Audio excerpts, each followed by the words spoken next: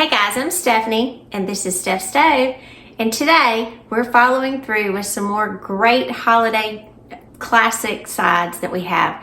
This particular one that we're making today is usually not a side, it is usually the main star, and it is cornbread dressing. Now in the South, it's kind of iconic at all the holidays that we do have cornbread dressing. We don't eat stuffing, we have dressing. And so I want to show you what one of my favorite recipes is for cornbread dressing. It's easy to put together. You can make it a day ahead of a time, which is what I'm going to do tonight. And I'm actually going to cook it tomorrow morning, and you'll join with me as we do that as well. So let's get ready, put together this great cornbread dressing that I guarantee you will be one of your favorites. Let's go. All right, so to get ready to start our dressing, I am over at my stove because my particular dressing recipe calls for 1 small onion that is diced kind of small, as well as half a cup of celery. Now both of these my husband doesn't really care for, and most of his complaint with them is he doesn't like the crunch.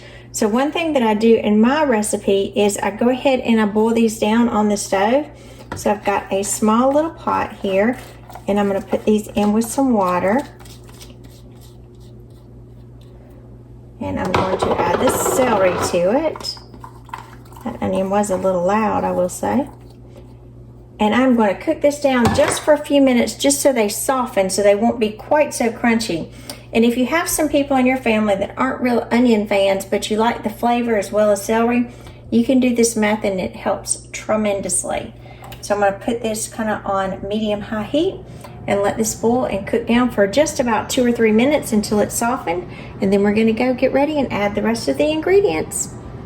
All right, so to put our cornbread dressing together, I'm over here in my sink because, as I said before, I'm going to actually have this made the night before, and then I'm going to cook it tomorrow, which is generally the method that I do. Is I always make it ahead, set it in the refrigerator, and then come back and cook it. So I put my cornbread in my container. This is the plastic bowl I use. It's a 22 cup container, and you just want to come in and just crumble your cornbread. And you're just literally crumbling it to pieces. Best method is to just get your hands in there. Some people, again, like I've said, don't like doing things with their hand, but you just got to get in there. For the edges that are the crunchier pieces, you do want to kind of make sure that those are blended up really fine as well. Like I said, if you have little kids in your house or even teenagers and you want to get them involved with you doing things, this is a great thing. Just always make sure your hands are washed really well before, and just ask them to come in there and just tear it up. Just tear it into little pieces. Well, most of them will enjoy it because for so long we've been told, don't play with your food, don't play with your food. Now this one, you've given them permission to almost play with their food. And so again, I'm just coming there and making sure this is extremely mashed together. And so I'll just rub it together because I want it very fine. Cornbread dressing is generally cooked on the stove, and it is made with cornbread as well as a lot of other good ingredients. And I know most Southern families, this is something that we look forward to at the holidays. Now, everybody has their own method for making cornbread dressing, and some people even have some different variations that they put on dressing, but that's okay. That's what makes cooking interesting, is everyone has their own methods and ways of doing things. And if you'll notice, most every dressing recipe you have or with someone, each one of them is slightly different, unique, just like all of us.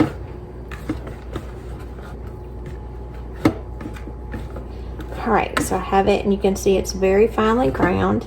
And again, this is a cornbread mixture, cornbread pone that I cooked in my cast iron skillet, which would officially make it a cornbread pone. And then I cooled it and then let it come here to crumble. If you're not sure how to make cornbread pone, you can check my my videos. I do have a great video, very easy, simple to follow, how to make a cornbread pone. that'll help you with this. All right, so got my hands dusted off a little bit. So the next thing we're going to add, and for some people this part is a little controversial, but that's okay.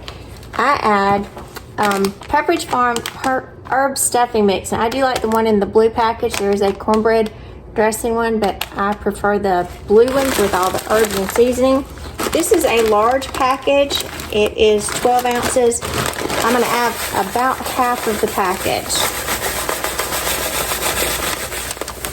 And you'll see this is just a well-seasoned, it's just dried breadcrumbs pretty much. And again, I'm going to come in and I'm going to make sure even all of these are broken up because I don't want any extra large pieces. I do want everything kind of uniform in size. And I'm going to mix this in with my cornbread. And as you see, as we finish, this container will be just about completely full to the edge when we're finished adding all this cornbread goodness. Oh, and the smell when this is cooking, oh my goodness, just smells like the holidays. It's just delish. Fill a few more little pieces in there, and again, trying to get them small. There may be a few kind of medium size, but that's okay. I just don't want any really, really large pieces. All right, and to this, I'm going to add an entire tube of Ritz crackers that is crumbled up.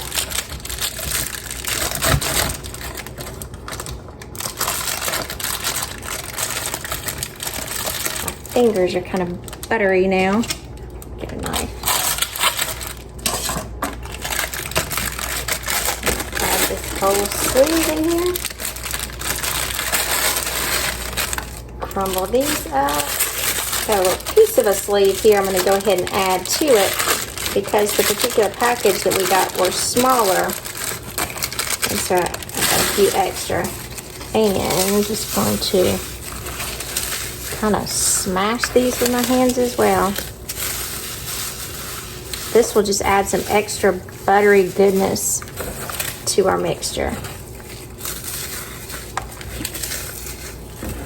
Some people use saltines, but again, I prefer the buttery richness of the Ritz crackers.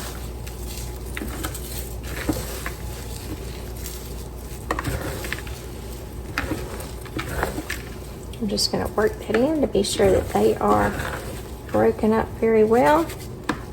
Again, if you have any little children, this is such a great thing to get them in. Smash the crackers, the cornbread, any of that. They will just love it. You know, again, that's something I had my daughter help with growing up, and she loved it. She just enjoyed that. And so I'm sure your kids will as well. Or grandkids, depending on what age you are. All right. So I'm going to pause really quickly and go check on my onions and celery. They are boiling. Turn them off and I'll be right back.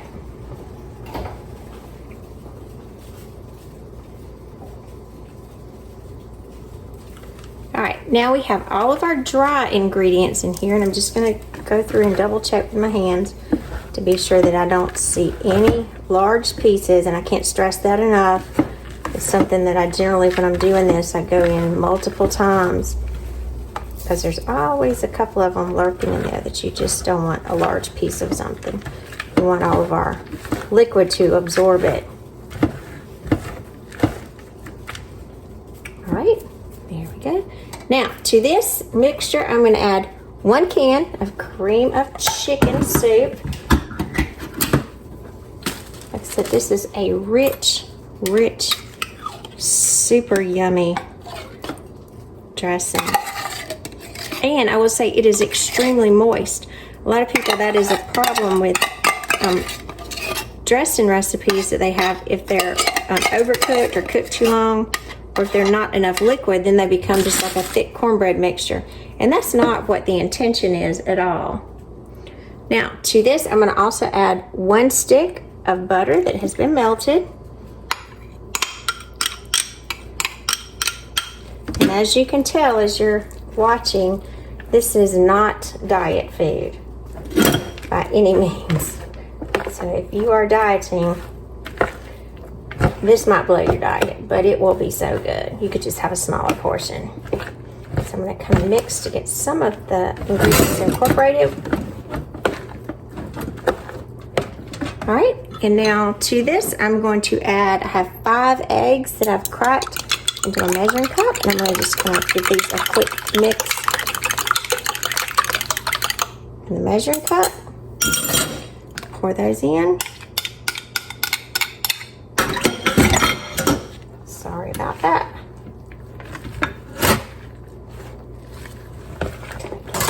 Give this a mix. My knife down there.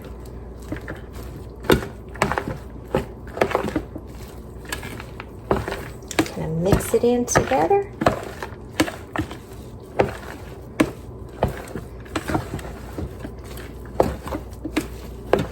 All right, after we've mixed it in, I'm going to add 1 teaspoon of black pepper.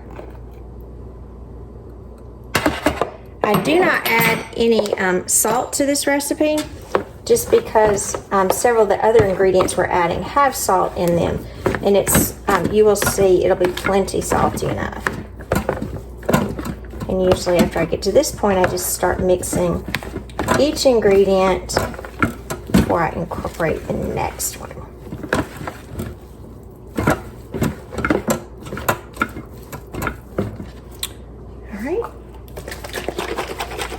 Now I'm going to add chicken broth to this.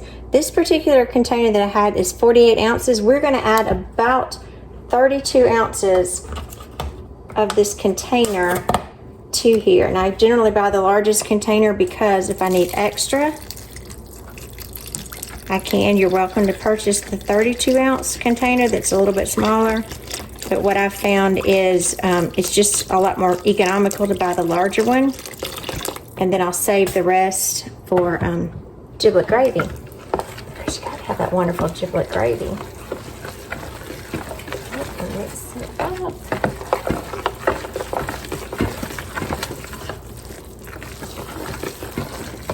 It's coming together very well. This is going to be a very soupy mixture when we're finished with it.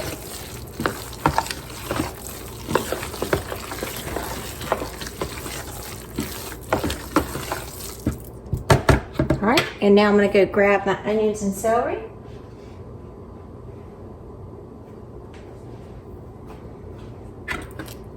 Now, I don't want the liquid, so I'm just going to use this spoon that's slotted and strain out my onions and celery. And again, the only reason that I pre-cooked these is just to soften them. Now, if your family doesn't mind, you can skip this step, but what I found is every time that I make this, it's been a little bit more pleasing to a lot of people because they don't have that crunchy celery that is really not cooked enough, or the extra crunchy bite of I'll say an onion that is kind of loud, if you know what I mean. It's kind of a little spicy. All right, let me see if I can strain out just a little bit more.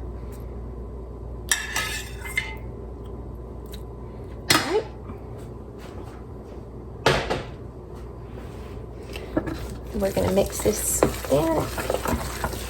And I always wait to add that because I've added eggs and you don't want to put the hot celery and onions in when you're putting the eggs. At least the eggs have soaked into the cornbread, because if not, you could potentially end up with scrambled eggs in your mixture.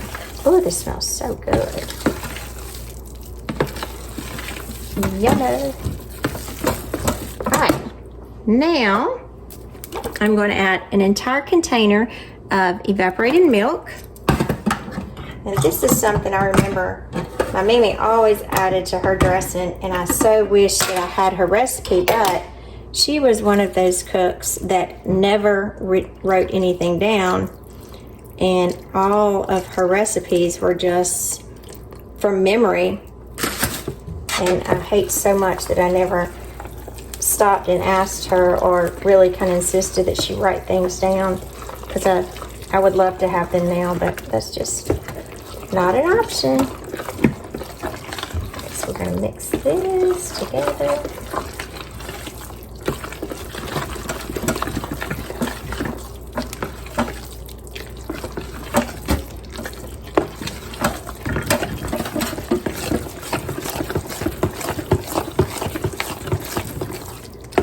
And again, you can see our consistency. Actually, I think it's a little thin, so I'm going to add just a little bit more of my broth. And the reason you need to have a good bit of liquid in is because your cornbread is constantly absorbing the liquid. And so you want to be sure that you have plenty in there to keep it moist. And again, this is going to be a loose consistency. Because my cornbread was so large, there's potentially, I may use the whole container. I guess that's why it's so hard to give a specific recipe on that, because there's so many underlying factors. Right, let me add just a little bit more.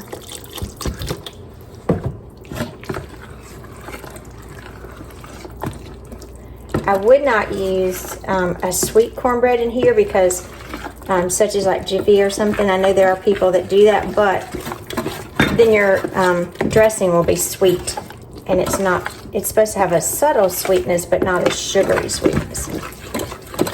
Because Jiffy cornbread is very good, but it is a sweet cornbread. All right, now we are going to stop at this point, put our lid on it, and put it in the refrigerator overnight, and then tomorrow morning we're going to get out and finish up this amazing cornbread dressing. Good morning, guys. We are this morning going to get ready, as we made our dressing yesterday afternoon. We're going to take it out of the refrigerator and go ahead and get ready to cook it. But today, the way we're going to cook it is not in the oven. We're going to cook it in this little gem over here, our crock pot. So I've taken the dressing out. I'm going to pull this down so you can see it. And this is what it looks like right now. I've got my margarine there. And as you can see, it's a little bit thicker. So what I'm going to do, I'm going to take the rest of my chicken broth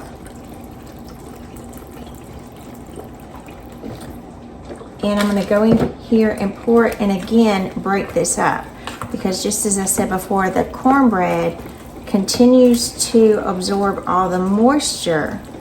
And so we will end up using most of this family size package, especially when we make it the day before. And so as you see, this is getting a very loose consistency, which is what it should be.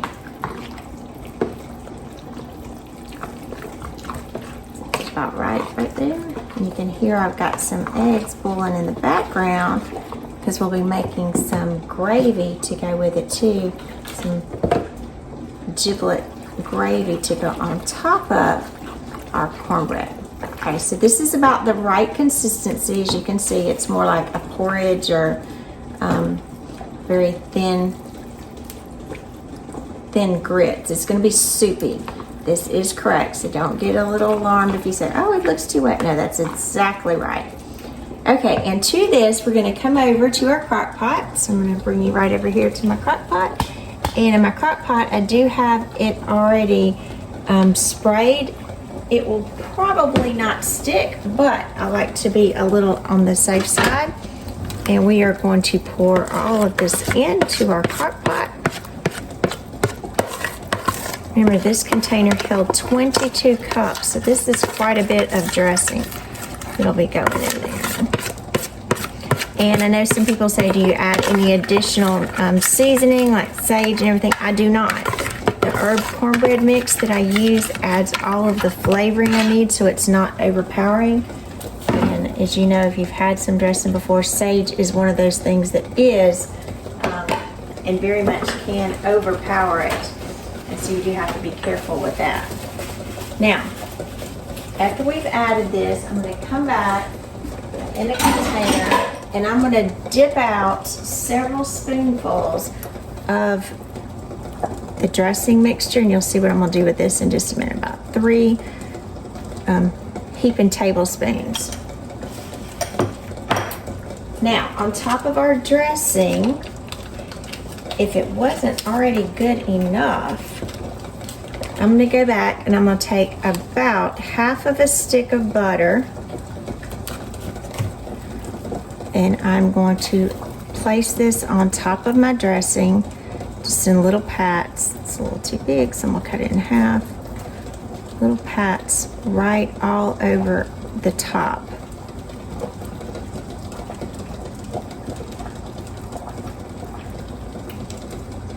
Kind of cover it, half it if you need to. And then we will place this on high and it will cook for 3 hours, and we will have perfect dressing, perfectly moist, and I guarantee, move that little joker over, one of the best you've ever had. Check in 3 hours.